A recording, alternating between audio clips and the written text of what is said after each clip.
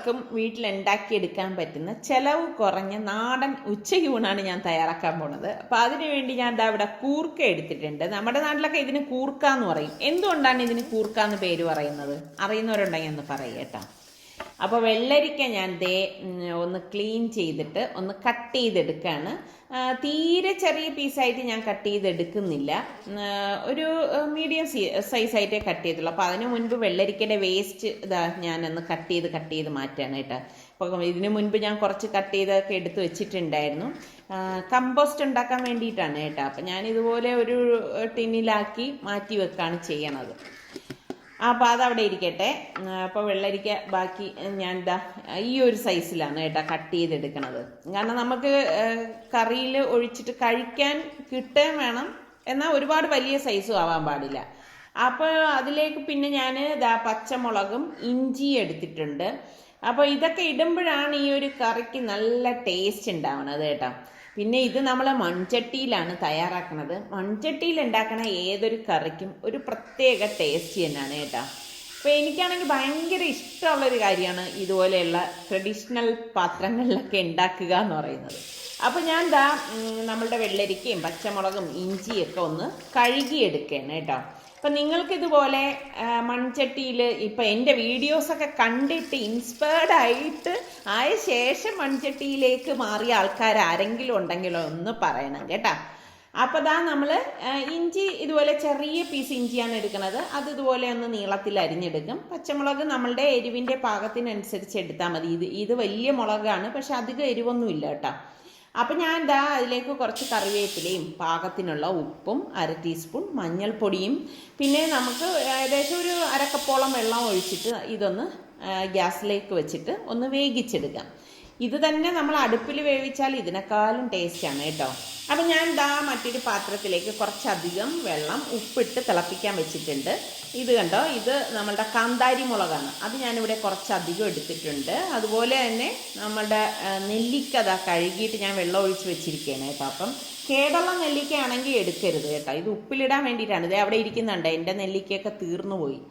അപ്പോൾ ഇതിനിടയിൽ നമ്മളുടെ വെള്ളരിക്കയിലേക്ക് ഞാൻ 1 ടീസ്പൂണോളം ഉലുവ വറുത്ത് പൊടിച്ചതും കൂടി ഇട്ടിട്ട് ഒന്ന് ഇളക്കി കൊടുക്കുകയാണ് കേട്ടോ. എന്നിട്ട് വീണ്ടും അത് വേവിക്കാനായിട്ട് മൂടി വെച്ചിട്ടുണ്ട്. അപ്പോൾ പാര മീനാണ് ഞാനിന്ന് ഫ്രൈ ചെയ്യാനായിട്ട് പോണത്. അപ്പോൾ അതിലെ അഴുക്കൊക്കെ മാറ്റി ഒന്ന് ക്ലീൻ ചെയ്തെടുക്കാം. പാര എന്ന് പറഞ്ഞു കഴിഞ്ഞാൽ എനിക്ക് ഭയങ്കര ഇഷ്ടമാണ് കേട്ടോ. പാര വയ്ക്കാനല്ല, പാര മീനിൻ്റെ കാര്യമാണ് ഞാൻ പറഞ്ഞത്.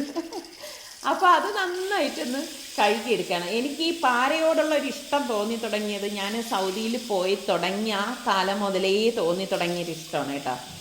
അപ്പോൾ നമ്മളുടെ വെള്ളരിക്കയൊക്കെ ഇവിടെ വെന്ത് വന്ന ആ സമയത്ത് ഒന്ന് ഇളക്കിയിട്ട് നമുക്ക് ഗ്യാസ് ഓഫ് ചെയ്ത് കൊടുക്കാം. പിന്നെ ഉണ്ടല്ലോ, ഞാൻ നിങ്ങളുടെ അടുത്ത് ഒരു രഹസ്യം പറയാം കേട്ടോ. ഞാൻ ഇതിനിടയിൽ ഇതുപോലെ ഗൾഫിലെ കാര്യം പറയുമ്പോൾ ആരോ എൻ്റെ അടുത്ത് പറയും ഒരുപാട് പൊങ്ങച്ചൊന്നും പറയരുതെന്ന്.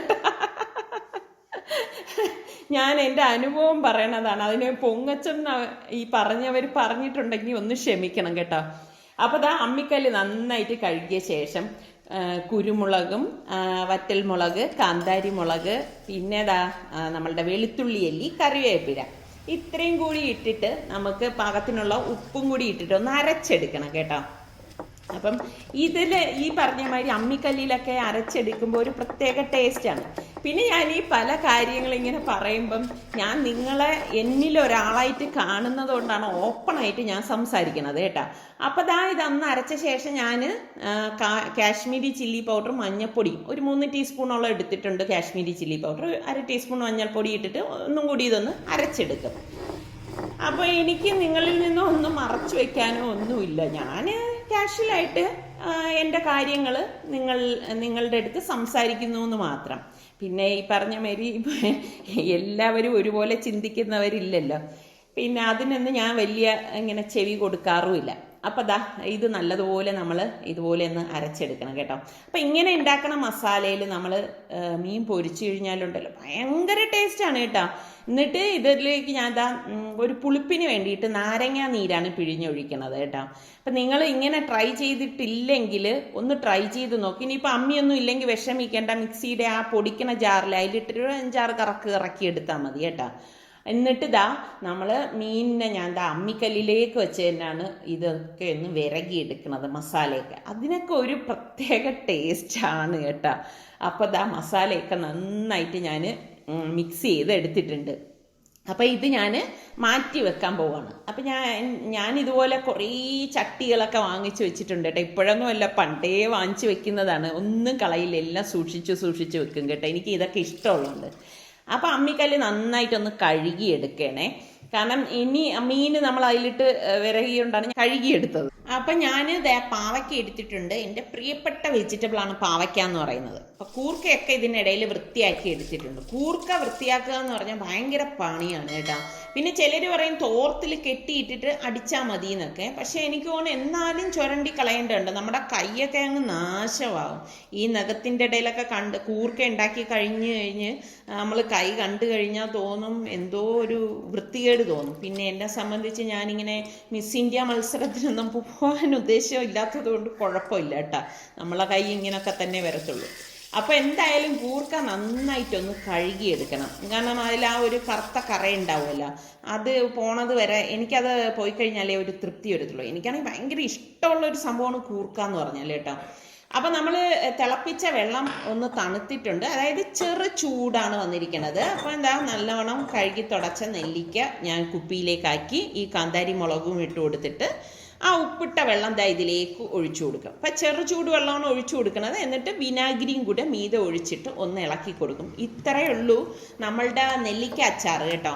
ഇവിടെ ആണെങ്കിൽ നല്ല ചിലവാണ്, ഇങ്ങനെ ഇവർ ഇടയ്ക്കിടയ്ക്ക് എടുത്ത് കഴിക്കും. അപ്പോൾ എനിക്കാണെങ്കിൽ ഇങ്ങനെ ഉണ്ടാക്കി വെക്കാനും ഇഷ്ടമാണ്. പിന്നെ ഇതുപോലത്തെയൊക്കെ കുപ്പികൾ കാണുമ്പോൾ ഇതിനൊക്കെയാണ് ഞാൻ ഇങ്ങനെ കുപ്പിയൊക്കെ കാണുമ്പോൾ വാങ്ങിക്കുന്നത് കേട്ടോ. അപ്പം നല്ല രസമുണ്ട് ഈ കുപ്പിക്കകത്ത് ഇങ്ങനെ അച്ചാർ ഇരിക്കുന്നത് കാണാനായിട്ട്. അപ്പം അത് ഞാൻ അങ്ങോട്ടേക്ക് മാറ്റി വെച്ചു. അപ്പം നമ്മളുടെ വെള്ളരിക്ക തണുത്തിട്ടുണ്ട്. അപ്പം ഞാൻ തൈര് ഒന്ന് ഉടച്ചെടുക്കുകയാണ്. അപ്പം പലരും എൻ്റെ അടുത്ത് ചോദിക്കും തൈര് ഉണ്ടാക്കണതിൻ്റെയൊക്കെ വീഡിയോ. ഞാൻ ഇതിന് മുൻപ് ഇട്ടിട്ടുള്ളതാണ് കേട്ടോ. അപ്പോൾ ആ ഉടച്ച തൈരിനെ നമ്മൾ ഇതിലേക്ക് ഒഴിച്ചിട്ട് ഒന്ന് ഇളക്കി കൊടുക്കും. ഇനി ഗ്യാസ് ഓൺ ചെയ്യത്തോ ഒന്നുമില്ല കേട്ടോ, അതവിടെ ഇരിക്കട്ടെ.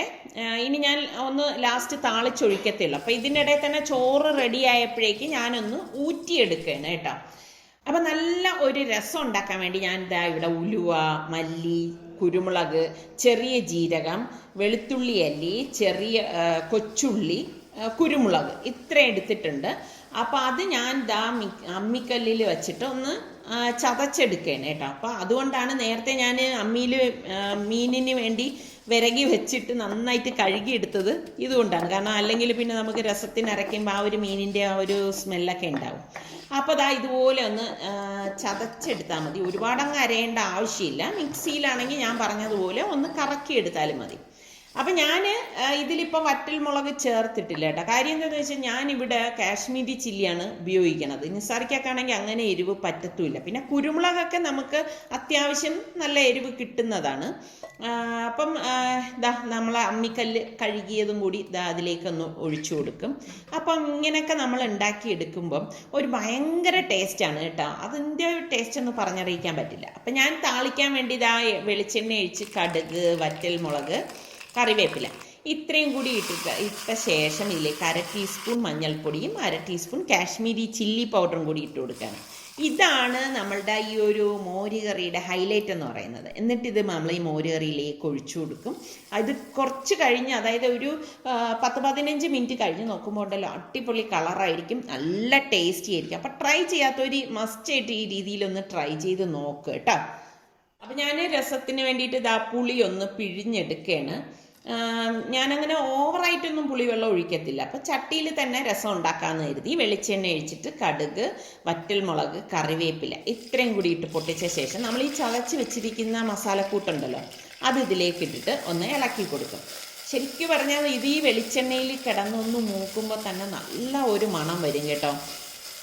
അപ്പം നമ്മളിതുപോലെ ഒന്ന് ഇളക്കി കൊടുത്ത ശേഷം ഞാൻ ഇതിലേക്ക് 1/2 ടീസ്പൂണോളം കാശ്മീരി ചില്ലി പൗഡർ, 1/2 ടീസ്പൂൺ മഞ്ഞൾപ്പൊടിയും പാകത്തിനുള്ള ഉപ്പും 1 ടീസ്പൂണോളം കായപ്പൊടിയും കൂടി ഇട്ട് കൊടുക്കുന്നുണ്ട്. എന്നിട്ട് നന്നായിട്ടൊന്ന് ഇളക്കി കൊടുക്കും. അപ്പം ഇവിടെ ഈ പൊടി മുളക് പൊടി കാശ്മീരി ചേർത്തത് കൊണ്ടാണ് ഞാൻ മറ്റേ മുളക് ചേർക്കാത്തത് കേട്ടോ. അപ്പോൾ ഒരു തക്കാളി ചെറുതായിട്ട് അരിഞ്ഞത് ഇതുപോലെ ഇട്ടിട്ട് ഒന്ന് വഴറ്റി കൊടുത്ത ശേഷം നമുക്കിതിലേക്ക് പുളിവെള്ളം ഒഴിച്ചു കൊടുക്കാം. പുളിവെള്ളവും ചേർത്ത് ഇത് നല്ലതുപോലെ ഒന്ന് മിക്സ് ചെയ്ത് കൊടുത്ത ശേഷം നമുക്ക് എത്രയാണോ വെള്ളം ആവശ്യം അതിനനുസരിച്ച് ഞാൻ ഇതാ വെള്ളം ഒഴിച്ചു കൊടുക്കുകയാണ്. ഞാനിവിടെ പുളി പിഴിഞ്ഞ് ആ വെള്ളം കുറച്ച് ഇതുപോലെ ഒന്ന് ഒഴിച്ചു കൊടുക്കും. അതിനുശേഷം ഞാനിതിലേക്ക് നമുക്ക് പാകത്തിനുള്ള തിളച്ച വെള്ളം ഒഴിച്ചു കൊടുക്കുകയാണ് ചെയ്യണത്. എന്നിട്ട് ഫ്ലെയിം നന്നായിട്ട് കുറച്ചു കൊടുക്കും. ഇപ്പം തിളച്ച വെള്ളമാണ് ഇതിലേക്ക് ഒഴിച്ചു കൊടുത്തിരിക്കുന്നതെങ്കിലും അതായത് ഇത് രസം തിളപ്പിക്കില്ല ഞാൻ കേട്ടോ. രസം വളരെ സ്ലോ ഫ്ലെയിമിൽ വെച്ച് ഇപ്പം എനിക്കൊരു കുറച്ച് ഉപ്പിൻ്റെ കുറവ് തോന്നി, ആ ഉപ്പും കൂടി ഇട്ടിട്ടുണ്ട്. ഇതുപോലെ സ്ലോ ഫ്ലെയിമിൽ വെച്ചിട്ട് നമ്മൾ അതൊന്ന് ചൂടാക്കി എടുക്കത്തേ ഉള്ളൂ. പിന്നെ കുറച്ച് മല്ലിയിലയും കൂടി ഇട്ട് കൊടുക്കുമ്പോൾ അടിപൊളിയാണ് കേട്ടോ രസം. അതവിടെ ഇരുന്നൊന്ന് റെഡി ആയിക്കോട്ടെ കേട്ടോ. അപ്പം ഞാൻ നമ്മളുടെ മോര് കറി കാണിച്ചു തരാം. കണ്ടോ, ഇനി കുറച്ചുകൂടി കഴിയുമ്പോൾ കുറച്ചുകൂടി നല്ല കളർ വരും കേട്ടോ അതിന്. അപ്പോൾ ഞാൻ ഇതിനിടയിൽ പാവയ്ക്ക അരിഞ്ഞെടുത്ത് വെച്ചിട്ടുണ്ടായിരുന്നു. അപ്പോൾ വെളിച്ചെണ്ണ ചട്ടിയിലേക്ക് ഒഴിച്ച് കടുകിട്ട് പൊട്ടിച്ച ശേഷം കുറച്ചധികം വറ്റൽമുളക് ഇട്ട് കൊടുക്കുക. പിന്നെ കറിവേപ്പിലയും കൂടി ഇട്ട് കൊടുക്കും. വറ്റൽമുളക്, കറിവേപ്പില ഇതൊക്കെ എൻ്റെ ഒരു വീക്ക്നെസ്സാണ് കേട്ടോ. എന്നിട്ട് നമ്മൾ ഈ പാവയ്ക്ക ഉണ്ടല്ലോ ഫുള്ളായിട്ട് ഇതിലേക്ക് ഇട്ട് കൊടുക്കും. സത്യം പറഞ്ഞാൽ എൻ്റെ വീട്ടിൽ നമ്മളിവിടെ ഈ പാവയ്ക്ക ഞാൻ ഉണ്ടാക്കുമ്പം ഭയങ്കര ചതുർത്ഥിയാണ് കേട്ടോ ഇവർക്കൊക്കെ. കാരണം നിസാറിക്ക് ഉൾപ്പെടെയുള്ളവർക്ക് ഒരു തൃപ്തിക്കുറവാണ്. പക്ഷേ അവർ അറിയുന്നില്ലല്ലോ ഇതിൻ്റെ ഗുണങ്ങൾ എത്രത്തോളം ഉണ്ടെന്നുള്ള കാര്യം.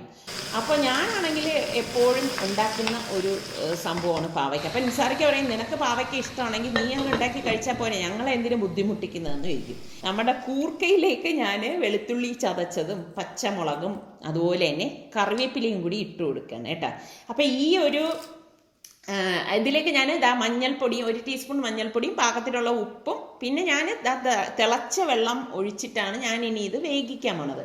അപ്പം ഞാൻ പറഞ്ഞു വന്നത് എന്തറിയോ, ഈ ഒരു കുടം കണ്ടോ, ഈ കുടം ഭയങ്കര പ്രിയപ്പെട്ടതാണ് കേട്ടോ എൻ്റെത്. ഞങ്ങൾ വയനാട് പോയപ്പം അവിടെ ജാംജൂമിന്ന് വാങ്ങിയതാണ്. അപ്പം ഇടയ്ക്കിടയ്ക്ക് ഞാൻ അടപ്പ് തുറന്ന് രസം ഒന്ന് ഇളക്കി കൊടുക്കുന്നുണ്ട്. ഞാൻ പറഞ്ഞല്ലോ രസം തിളപ്പിക്കത്തില്ല എന്ന്. അപ്പം അതവിടെ ഇരുന്ന് ചൂടായി റെഡി ആവത്തേ ഉള്ളൂ. അപ്പം ഞാൻ പറഞ്ഞത് വയനാട് ജാംജൂമിന്ന് ഞാൻ വാങ്ങിച്ച കുടമാണ്. അപ്പം അതുകൊണ്ട് തന്നെ എനിക്ക് പ്രിയപ്പെട്ടതാണ്. അപ്പം നമ്മളുടെ പാവയ്ക്ക ഞാൻ അടപ്പൊന്ന് മാറ്റിയിട്ട് ഇനി നമുക്ക് പാകത്തിനുള്ള ഉപ്പും അതുപോലെ തന്നെ ഞാനിവിടെ 1.5 ടീസ്പൂണോളം മഞ്ഞൾപ്പൊടിയും ഏകദേശം 1 ടീസ്പൂണോളം കാശ്മീരി ചില്ലി പൗഡറും കൂടി ഇട്ട് കൊടുക്കുകയാണ്. എന്നിട്ട് നന്നായിട്ടൊന്ന് ഇളക്കി കൊടുക്കും കേട്ടോ. ഇത്രയും പൊടികൾ മാത്രമേ ഞാൻ ഇതിലേക്ക് ചേർക്കത്തുള്ളൂ. പിന്നെ ചില സമയങ്ങളിൽ ഞാനിതിലേക്ക് ചെറിയ ജീരകത്തിൻ്റെ പൊടിയും ചേർക്കാറുണ്ട്. അതൊക്കെ നിങ്ങളുടെ ഇഷ്ടത്തിനനുസരിച്ചൊക്കെ ചേർത്തെടുത്താൽ മതി. ഇപ്പം എനിക്ക് ഏറ്റവും ഇഷ്ടം ഈ പാവയ്ക്കയെക്കാളും മറ്റേ പച്ച പാവയ്ക്കയില്ലേ, കടും പച്ച, ആ പാവയ്ക്കയാണ് എനിക്കിഷ്ടം കേട്ടോ. അപ്പം നമ്മളുടെ പാവയ്ക്ക പെട്ടെന്ന് തന്നെ റെഡിയായി കിട്ടും. അപ്പം നിങ്ങൾ ഇന്നൊരു കാര്യം ശ്രദ്ധിച്ചോ, ഇന്ന് ഞാൻ ഉണ്ടാക്കിയിരിക്കുന്നതെല്ലാം എൻ്റെ മൺചട്ടികളിലാണ് കേട്ടോ. ഒരുപാട് കാലത്തെ എൻ്റെ കുറേ കളക്ഷനാണ് മൺചട്ടി എന്ന് പറഞ്ഞു കഴിഞ്ഞാൽ. കുറേ ഉണ്ട് കേട്ടോ എൻ്റെ കയ്യിൽ.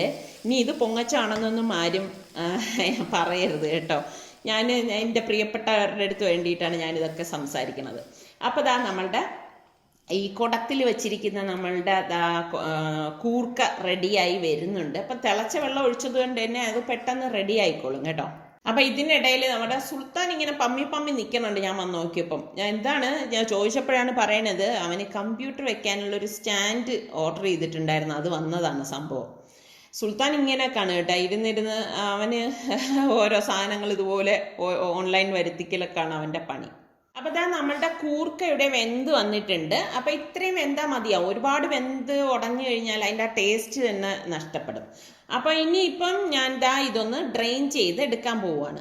ഡ്രെയിൻ ചെയ്ത ശേഷം ഞാൻ ഇതേ കുടുക്ക തന്നെ അടുപ്പിലേക്ക് വെച്ചിട്ടുണ്ട്. എന്നിട്ട് വെളിച്ചെണ്ണ ഒഴിച്ച് കടുക്, വറ്റൽമുളക്, കറിവേപ്പില ഇട്ട് കൊടുത്ത ശേഷം ഇതിലേക്ക് നമുക്കിനി 1.5 ടീസ്പൂണോളം കാശ്മീരി ചില്ലി പൗഡറും 1/2 ടീസ്പൂൺ മഞ്ഞൾപ്പൊടിയും കൂടി ഇട്ടൊന്ന് മൂപ്പിച്ചിട്ട് നമ്മൾ ഡ്രെയിൻ ചെയ്ത് വെച്ചിരിക്കുന്ന കൂർക്ക ഇതിലേക്കിട്ട് നന്നായിട്ടൊന്ന് മിക്സ് ചെയ്ത് കൊടുക്കണം.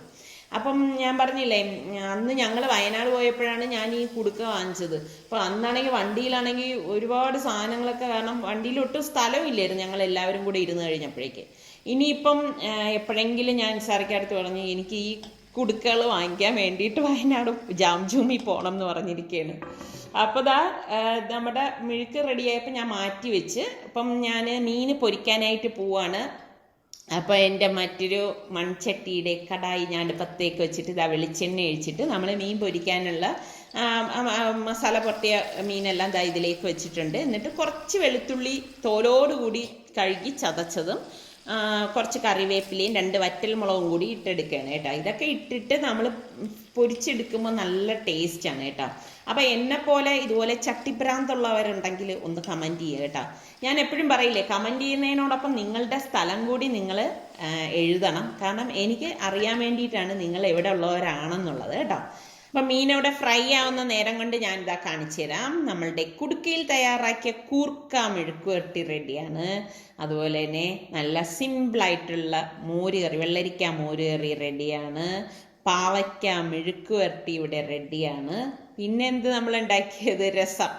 കണ്ടോ, ഇതുകൊണ്ടാണ് ഞാൻ പറഞ്ഞത് ചിലവ് കുറഞ്ഞ കറികൾ എന്നുദ്ദേശിച്ചത് ഇതൊക്കെ കൊണ്ടാണ് കേട്ടോ. അപ്പോൾ ഇതെല്ലാം ഇപ്പം വീട്ടിൽ കൃഷിയുള്ളവരാണെങ്കിൽ നിങ്ങളുടെ വീടുകളിൽ തന്നെ ഈ സംഭവങ്ങളൊക്കെ കാണും. അപ്പോൾ അതാ മീൻ റെഡിയായപ്പോൾ ഞാനൊന്ന് മറച്ചിട്ട് കൊടുക്കുകയാണ്.